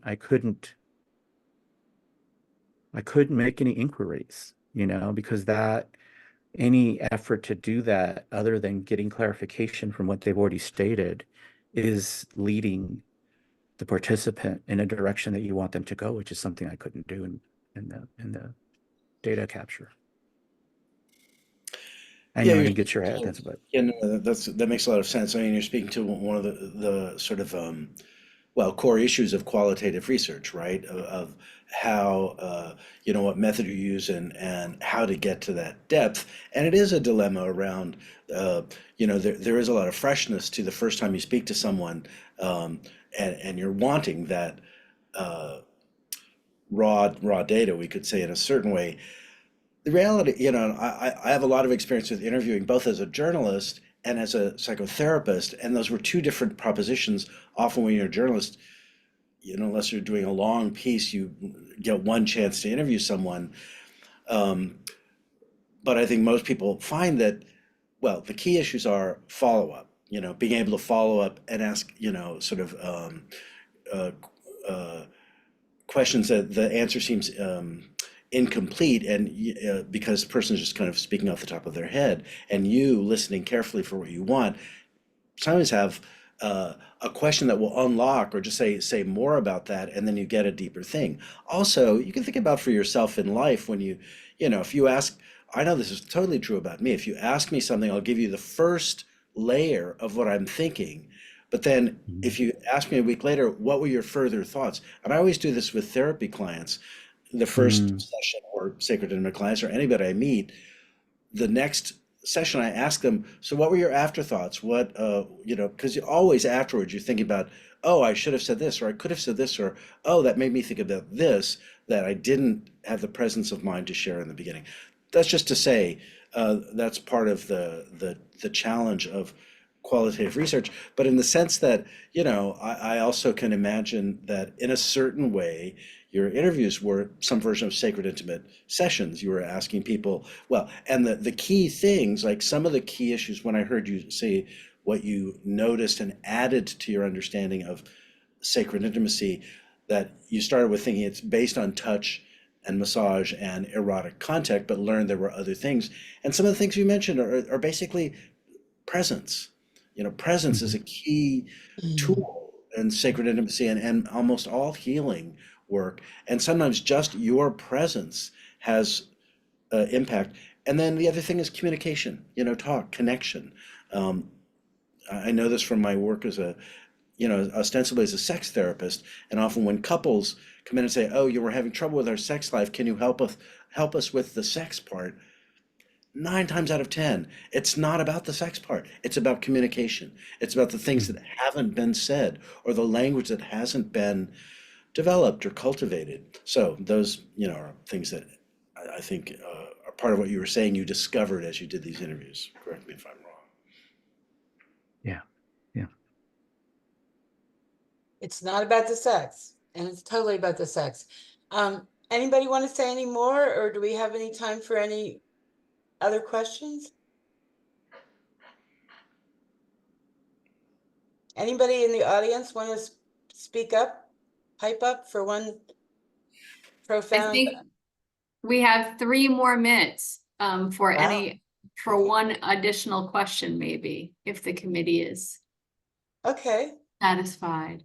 Well, does anybody, any of Andre's cohorts or friends or family want to take the microphone? You don't have to. I'm good at ad-libbing, but We have Stefan or Stephen. Stefan? Hi, yeah, if I can, I'll be quick. Thank you. Thank you, Andres. Great presentation, and we've been in contact, so I know what I've been working on. I just wanted to point out one thing, just highlighting what you said at the end, which to me was so profound. Also, the idea we know that what is needed for healing sometimes is a touch, and this is what is outlawed. So there is always this policy question we come back to as policy track students, also maybe.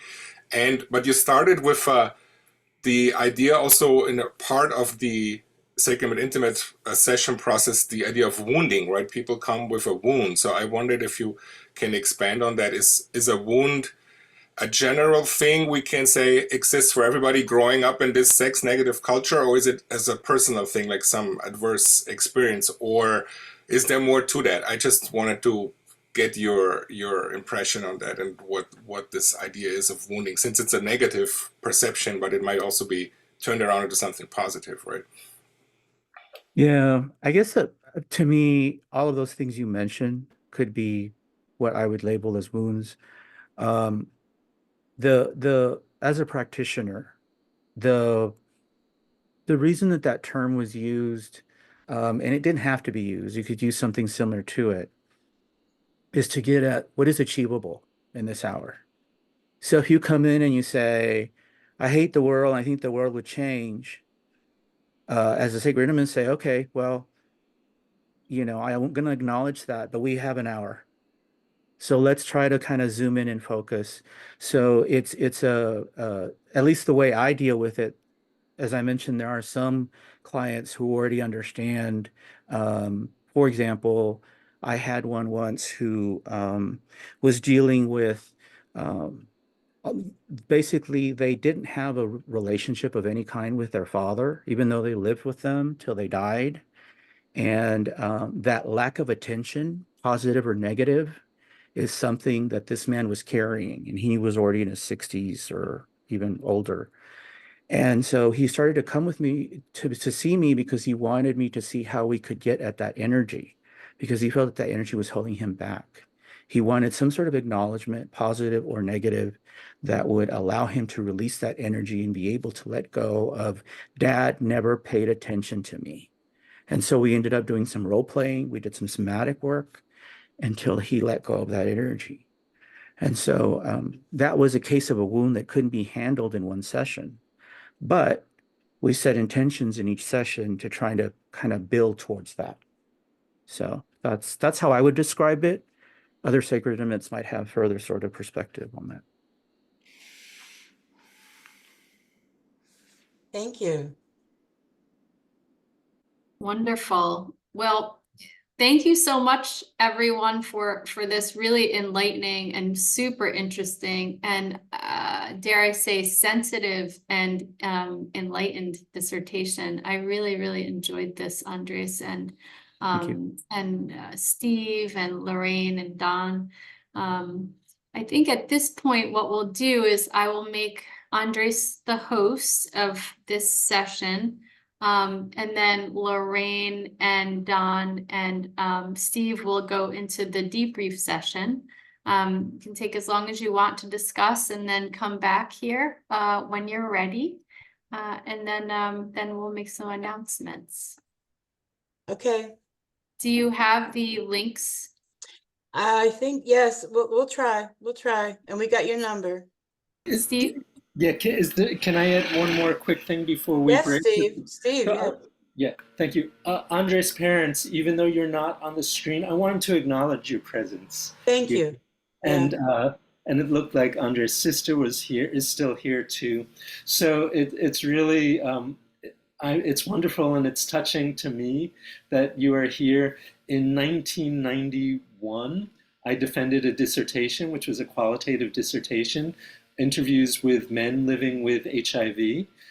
This was before there were medicines available, so it was really quite a thing. And it was a very explicit study. And it's wonderful to have one's family support and witness such an achievement such as this. So I just want to say hi and thank you and congratulations. And I had the disturbing realization that I'm sitting here now older than my parents were when they were at my dissertation defense. That's a good thing. That's a good thing. Yeah, so thank you for your presence, and I hope you feel delight in Andres's accomplishment here. Yeah. Thank you. Thank you. Just Okay. Okay, we'll see you in 15 to 25 minutes, something like that. Okay. Thank you. And now, Andres, you can sort of chat with folks who are here, take any extra questions. Oh, Steve. Don and I are still here. Do Oh, we yeah. go somewhere? Do we have to do something, or do we log out? Do we go to some other link? You can just leave this session and then there should have been a second Zoom session communicated to you. So just enter that one and talk with Lorraine, and when you're done, then come back to this one. Okay, great, thanks. All right, see you soon. See, in the physical world, it's much easier to understand that you just have to switch rooms, but in the Zoom world, it's still a little bit confusing. Confusing. So Andres, I'll just leave it to you. Definitely you can just sort of take a breath.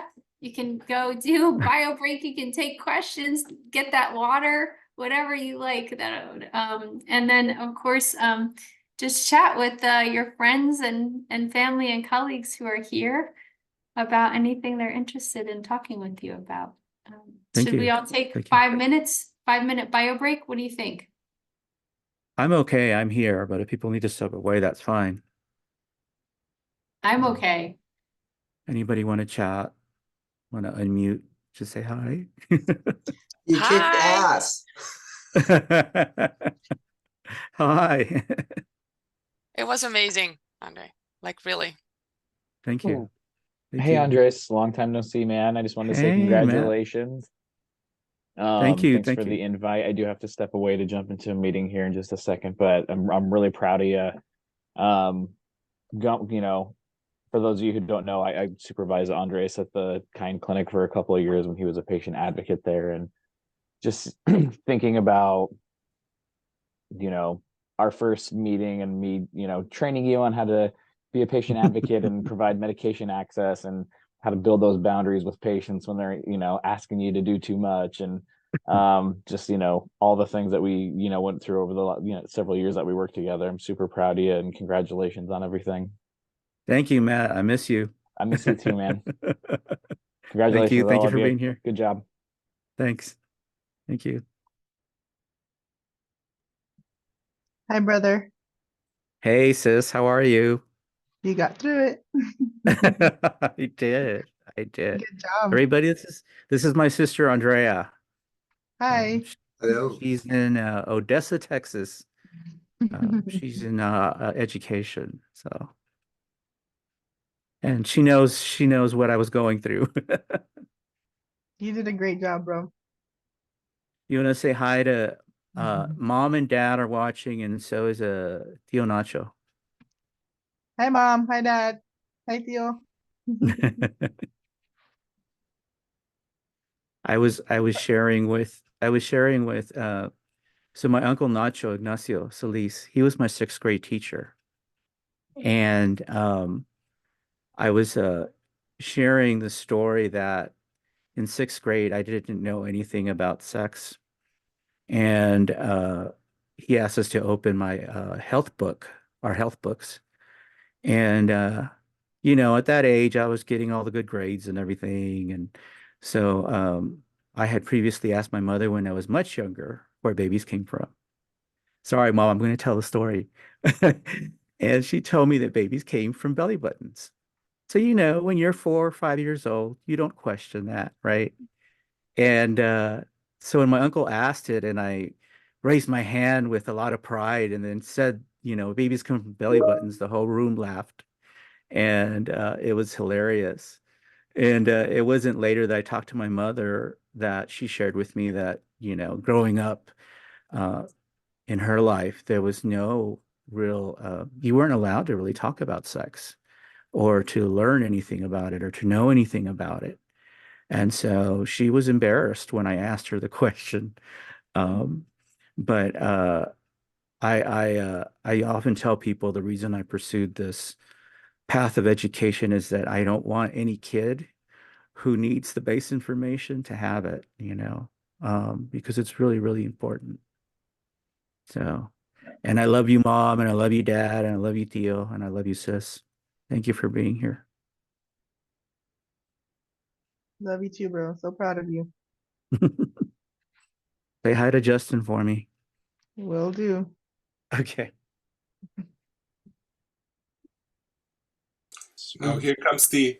Oh, Sorry. Andres, I have to run to another meeting, but thank you so much for all your work and all you do in the world and who you are in the world, as well as this incredibly useful and needed work. And as somebody who's been a sacred intimate for 30 plus years, I'm so glad to witness you bringing it into research. It's really needed. So Thank you. Thank you, yeah, Mark, for being here. And beautiful I look job. forward to joining you and Liz and Betty and the rest of the team next week. Yeah, me too. Thanks. All right, take care. Bye-bye.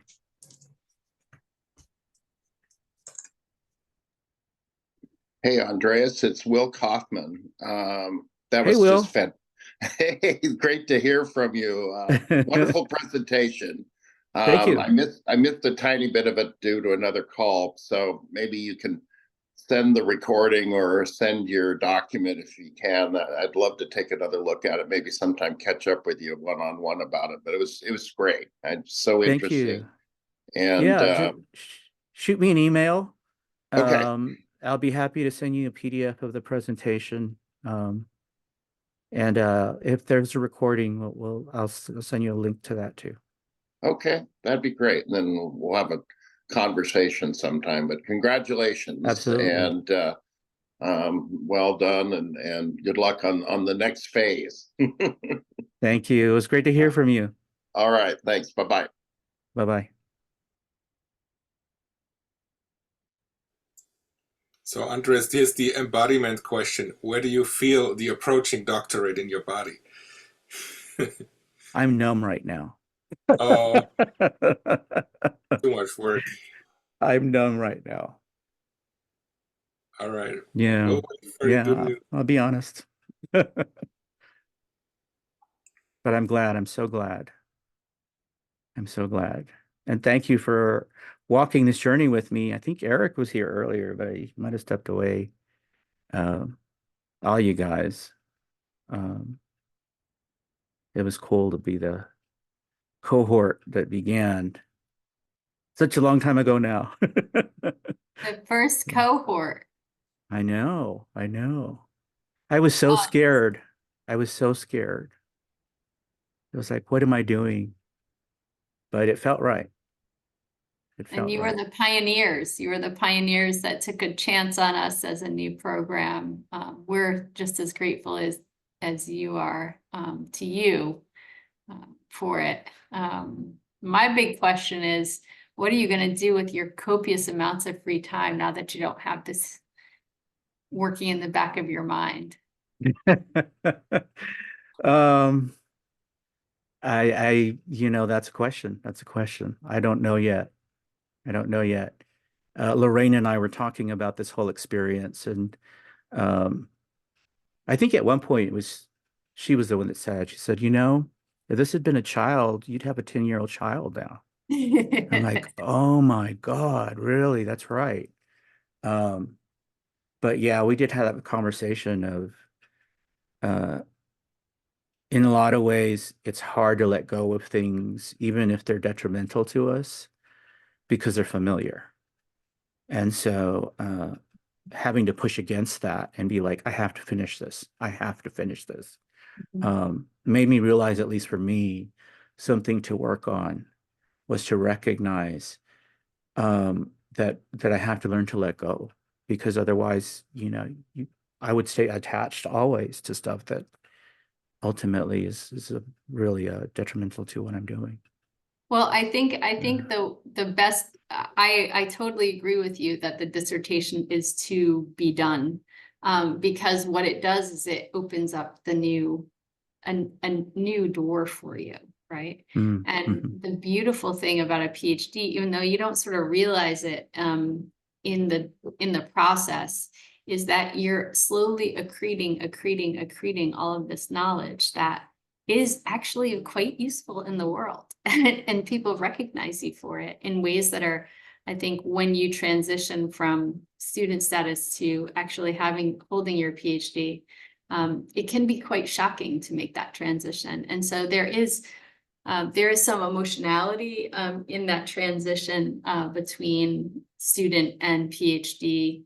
Part of it is, I think, is that with all of us, like anyone, when you have learned to do something so well, it feels like second nature, and you don't actually understand the real depth of how you've changed. And a doctoral program done well does change you quite significantly. You become the tool of the research. You become the thinking tool. And I think for most of the doctorates that we've supervised, and of course, even from my own process, once I graduated, I needed time. I just needed time off. I took a good year or two to do other things. I sort of put it to the side. I taught, I consulted, I did different things to use the different parts of my brain that I wasn't really attending to during that time. That really felt good. It felt like I was stretching parts that had been curled up for a really long time while I was finishing. Yeah, yeah. I have I I've had several people that have contacted me and wanting to check in on me and how am I doing, and that I should feel excited and so on. And it's like I do, but it's sort of like,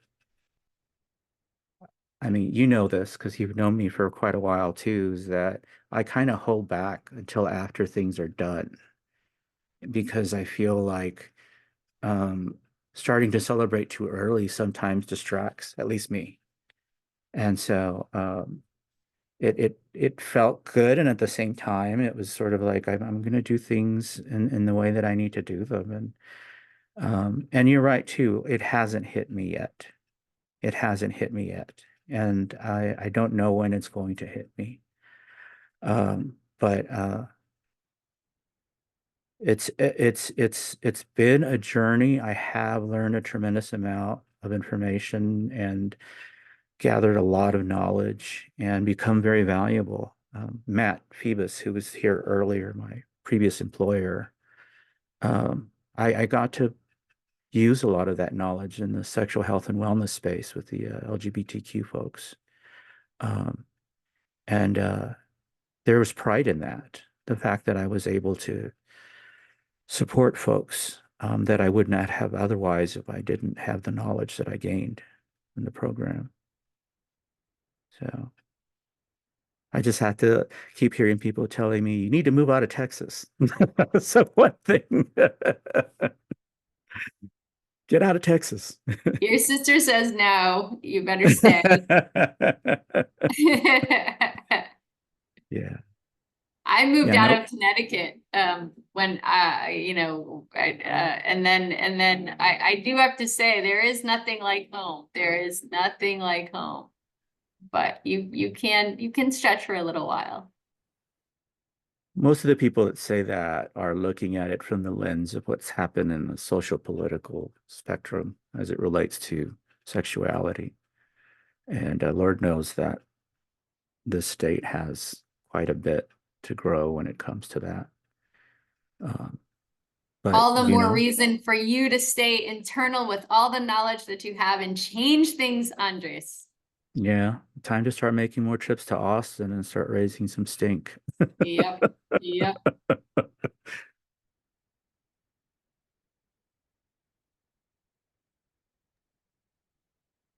I was really happy to see that you linked this to Sesta Fosta. Because I do think that those two bills were passed using real moral panics. That sort of what foes of sexual freedom do frequently is they use children and the protection of children as the foil. Of course, who doesn't want to protect children? This is a silly question, right? So if they frame up whatever they're doing as if they're protecting children, it makes it seem like, of course, they're doing the right thing until you start to really look at the details of what they're proposing. And with Sesta Fosta, of course, it went the net went so broad and deep. It went well beyond the trafficking of children and girls and vulnerable populations to really just put a squelch on anything on the internet that had anything to do with sex and sexuality. It's just terrible. Yeah. And the panic also shows that in the Senate, the law got 99 votes out of 100, right? So it's not the party line this time. It's just the panic worked so wonderfully. That's the scary part. That's right. Yeah. What is the latest legislation that deals with child protection and basically it's affecting porn site access in several states?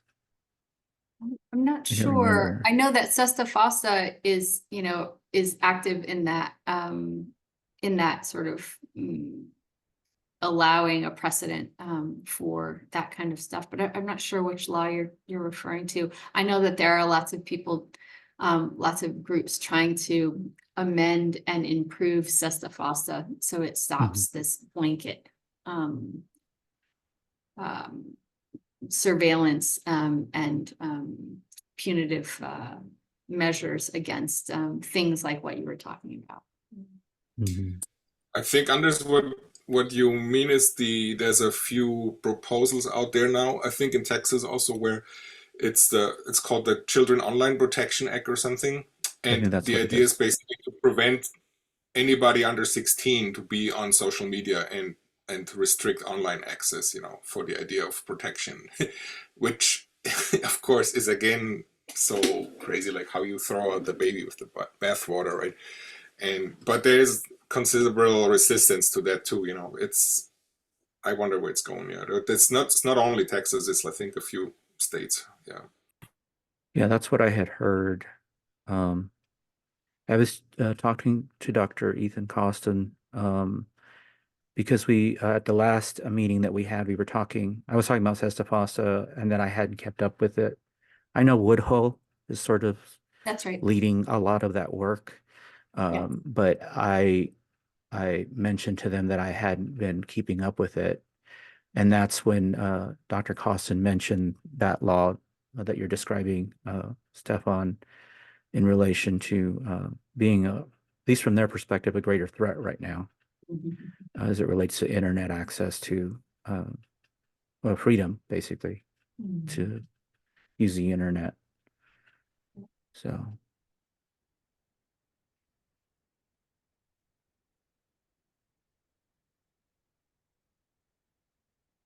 I think they chose to have coffee. What'd you say? I think they chose to have coffee or something. Having participated in several of these, a lot of times the committee just doesn't actually meet until this defense. So sometimes they're just kind of getting to know each other and thanking each other and talking about their own work and things like that. So yeah, because this takes so long. So I think they're probably doing a lot of things in that meeting. But I also know that Lorraine had a little bit of trouble joining, so I think it took her about 5 minutes. So yeah, I appreciate her because she kind of jumped into it and she's like, we're meeting before and we're gonna have a conversation about your work. And I'm like, okay. She said, we're definitely gonna give you feedback before you even get to that point. I appreciated it. They're coming back. they're coming back.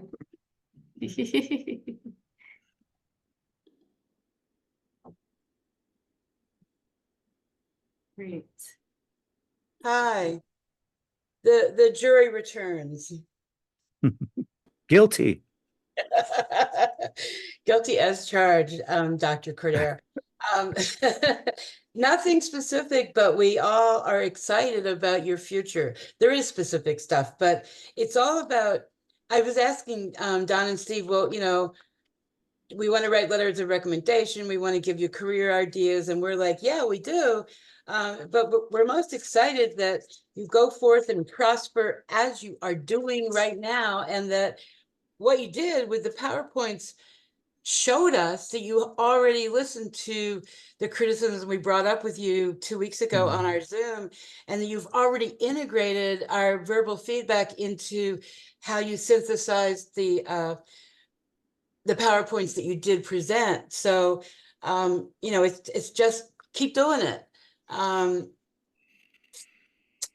Steve or Don, would you like to say what you were just saying? Well, I was saying that just leaping off of what you said just before we went into our debrief session, Andres, that you're aware that there are more layers to uncover in this research, and because you've got this head start now, you don't have to do another PhD thesis, but there are opportunities for further research or just papers. I mean, among other things, one of the things I said is that now that I think we can declare you Dr. Cordero, this credential really helps bring legitimacy and authority to when you speak at conferences or meetings or whatever. It conveys something that without the PhD, certain people don't listen. So you now have a voice in the field. I mean, I would like you to be a teacher, not because I like academia, but because it's so important to teach. Thank you. Thank you. Thank you. Thank you. So did I hear correctly that the committee has voted to award Andrés Cordero? Yes, you heard correctly.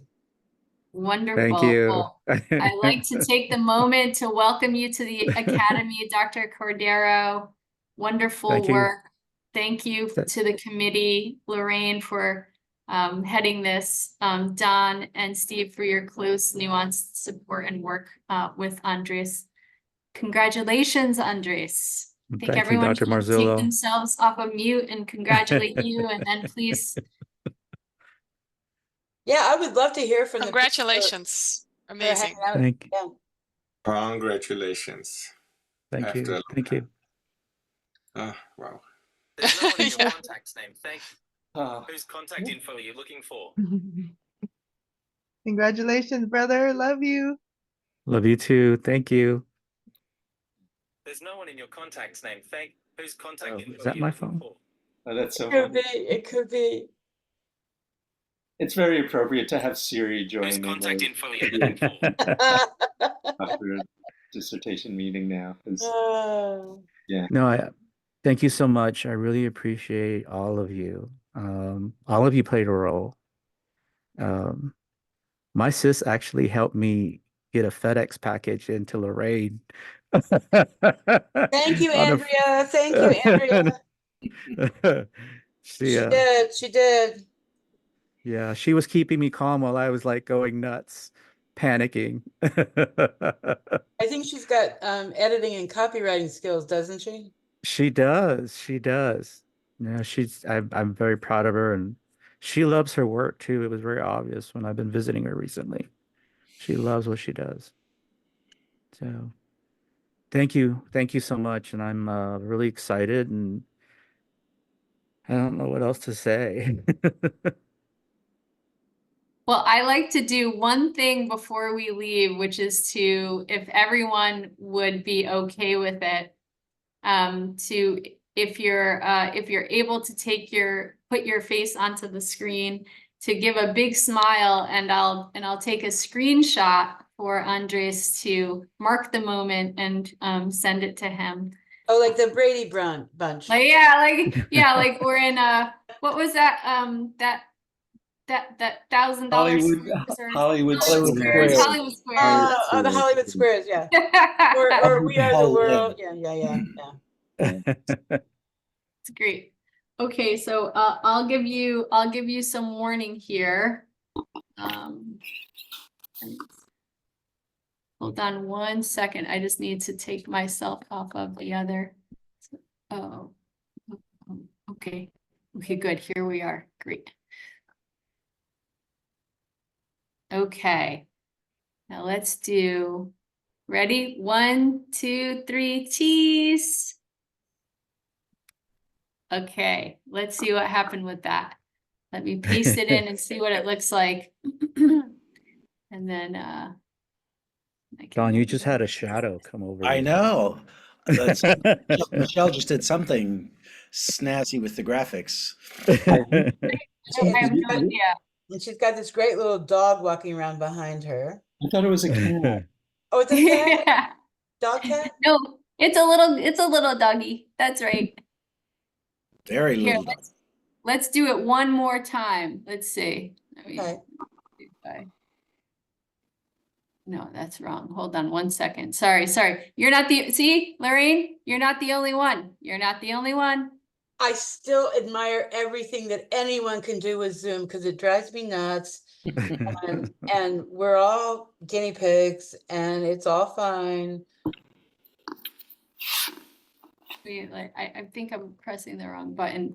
When I go between screens, it gets a little funny.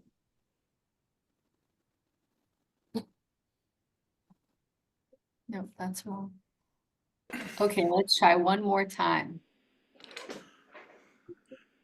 Okay, everyone, cheese. Cheese. Tofu. Cheese. Awesome. Okay, that's great. It's going to be what it is. Wonderful. Well, we thank you all so much. This was really just tremendous. And Andres, many congratulations on wonderful work here that Thank you've you. done. Really, really excited about the next steps for you. Thank you. Thank you so much. You're welcome. Okay. Sending you flowers and lots of body work and good gourmet food, as Don says, good enough to eat. Isn't that what Don said? And My also, congratulations on hard work, and give yourself treats and a break. I know you're on your way to the Bodhi, so you have work to do, but enjoy the Bodhi and enjoy the hot springs, and really take pride in a job well done. Thank you. I'm looking forward to it. My mother just asked me, when's the last time you had a massage? I said, oh, it's been a Oh, month. She said, Mom, tell your mom hello for me, because she and I are around the same age, and I'm proud of you, Mom, for listening to him. Proud of you, She- because I don't know, my mom would have been really scared, but it's all right. My mom would be proud too, but it's hard. It's a lot. Yeah. Yeah. It's great to be here with him. Okay. So long. Thank you, Andres. Okay. Thank you. So we're hopping over Awesome. to We're the hopping other over room. to what? The restaurant where we have a big party? I don't know if we were. Did you all say you had no immediate changes? We don't have to meet after this? Oh, well, their immediate changes are the ones we already reiterated to you in terms of rewriting the discussion and the results Uh-huh. chapters in commensurate with how you presented the PowerPoint content. Is Okay. that fair to say, Don and Steve? Yes, you did a great job at incorporating those Okay. the feedback And we expect to get printed